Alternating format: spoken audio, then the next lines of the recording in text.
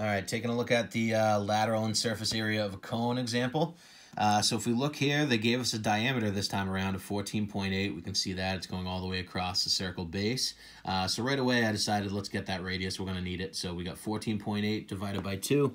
We have a radius of 7.4 centimeters. Now for the lateral area, the equation for that is going to be pi RL. So pi times the radius times the slant height. And if we look here, we found our radius. They gave us a slant height. We don't need the height on this one. If we needed to find the height, we would just use the Pythagorean theorem where we'd use 7.4. We'd have the height, and then we'd have 15 as the hypotenuse. But we don't have to do that because we need the slant height, not the height here, and we already have it. So pi times the radius times the slant height, we got pi times 7.4 times 15. So in terms of pi, that's 111 pi centimeters squared.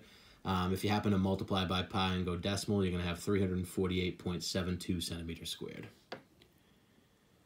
Okay, so now for the surface area, again, it's the lateral area plus the area of a base. And again, we're not doing 2 times the area of a base because a cone just has one base, and then the vertex on the other side is already covered with our lateral area.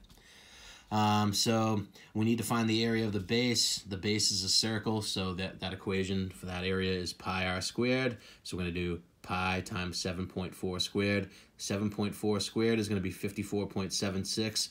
So the area of the base is going to be 54.76 pi centimeters squared.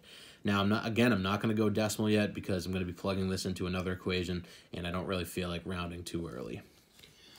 So going in for the surface area, we have the lateral area that we already found, 111 pi, plus the area of the base that we just found, 54.76 pi. When we add those together, you're going to get 165.76 pi centimeters squared.